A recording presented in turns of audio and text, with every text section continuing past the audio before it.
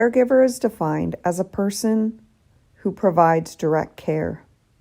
I'm positive that doesn't define what a caregiver truly does. First of all, they have to put themselves last. The patient always comes first, and then the family.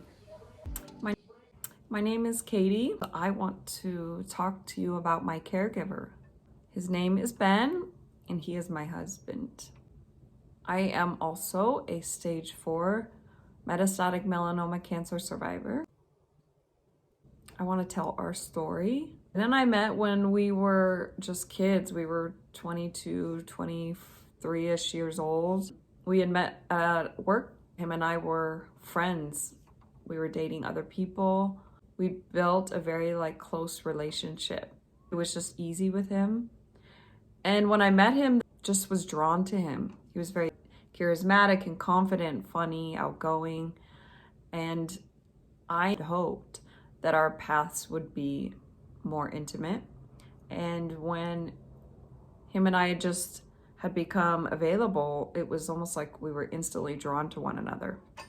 He asked me out first, and we never were apart after that. It was very easy and fun. There was nothing at the time that would have ever prepared him and I for the life we were about to embark on. We got married in 2005, so it was 3 years probably after him and I had met. And we got married in Hawaii on the beach. It was beautiful in Maui. Had an amazing time. I started getting this spot on my forearm. It was itchy, and people started noticing it, telling me, there's something on your arm, you have a black spot, what is that? Wipe that off. And I went in to the dermatology that day in September of 2006 because I felt insecure of people constantly telling me, what's that spot? So I went in and it was instantly removed. I mean, trays are flapping everywhere and paper dresses being draped over me, and they took it off and they said, I'm glad you came in. Here's a pamphlet. Here's the options of skin cancer. And I said, what? My daughter sits 3 feet away from us. Yeah, this is a possibility, high possibility that you are going to have skin cancer. A mole was ABCDD, going over all these things. And I just felt like he started talking like Charlie Brown. What? What are you telling me? But I listened and I walked away, and Ben and I are very positive people. We joke around a lot and poke fun when we're in kind of uncomfortable situations. And so we were just making fun of my pale skin and burning really easy and just all these things because, we didn't know any better. And that's just how we do things when we're nervous. So it was about 4 weeks later when they gave me the call about the diagnosis, and my father happened to be with me that day. And, I'm oh wow, I've got melanoma, stage 2A. And I researched things and went over stuff, and it was all these things of can spread here in your organs, your lymph nodes, and it was just this dark tunnel of information, which I never should have done. But it was not even 2 years later, after our second daughter was born, that I needed that information, because my cancer came on very aggressively and very fast. Came in the armpit that they said did not spread, just 2 weeks after she was born. And it was a whirlwind after that. I mean, it was day to day, getting through it if we could.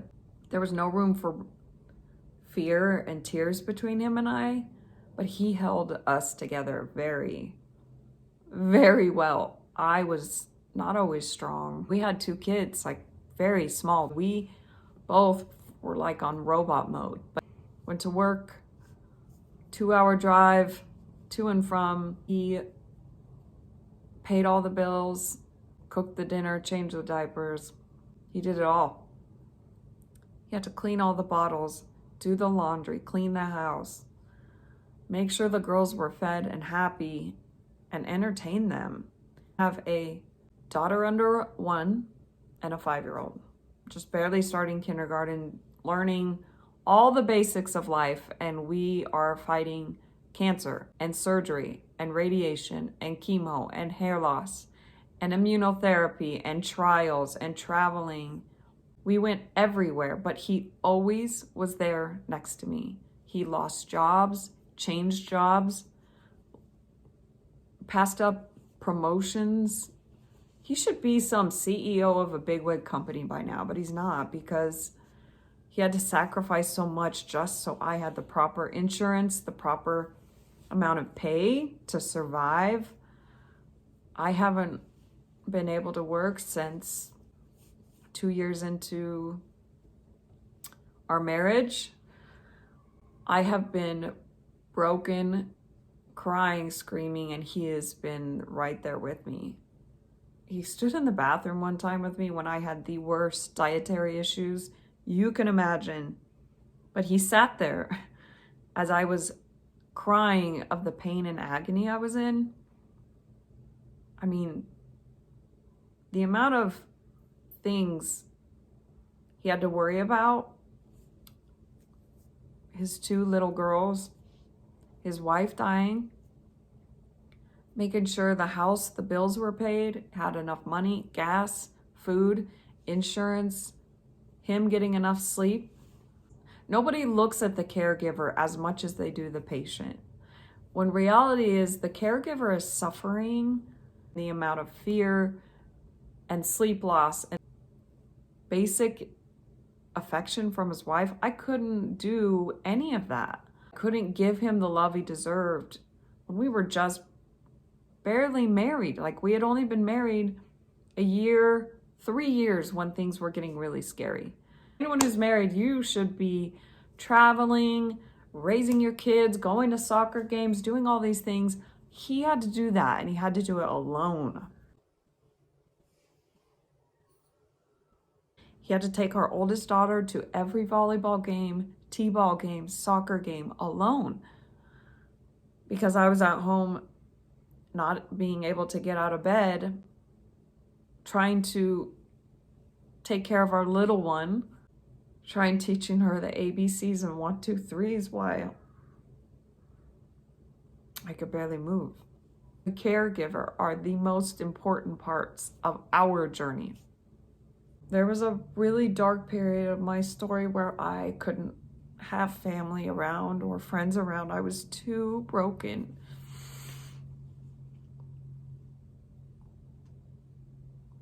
And I remember he told me, honey, don't worry. I'll take the heat from your family. I will tell them they can't come over because you can't do it right now. I will do that. Don't worry. It'll be okay. He did that a lot for me. And they used to get really upset because all they wanted to do was be there for me, but I couldn't do it.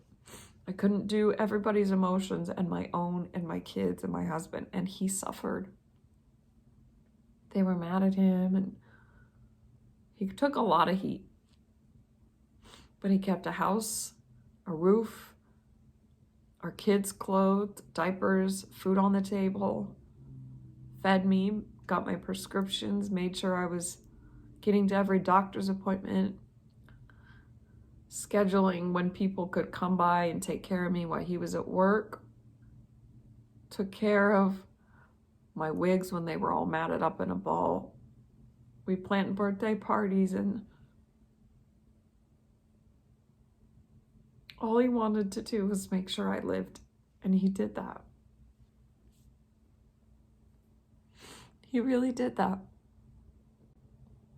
And without him, I know I wouldn't be here right now. I know that. The caregivers are very special. A cancer patient's life.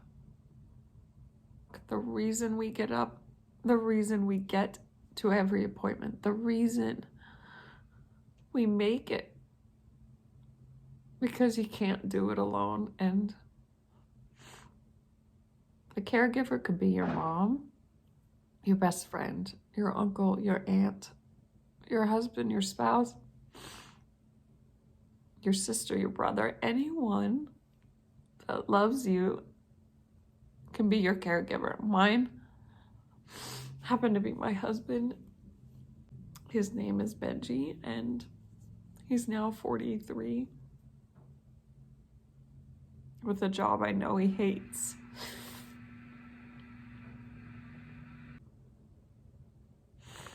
Cancer stole that from us. Our opportunities, our chance for growth. My cancer story was very hard, very difficult. I almost didn't make it, but we made it. That's one of the most important things, is we made it. We survived together. I'm very proud of us, and I'm proud of my caregiver. And I think on National Caregivers Day, he deserves that recognition. Everybody says I'm strong and I'm an inspiration, but so is he, and so is every caregiver out there. They are just as strong as us. I am very proud of him.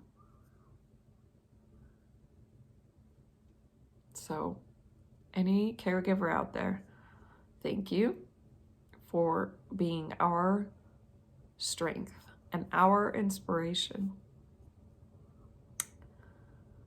You deserve so much in this world, and I do hope for my caregiver, for my husband, for my person, he feels loved and cared for and appreciated, because I can never give back to him what he gave to me.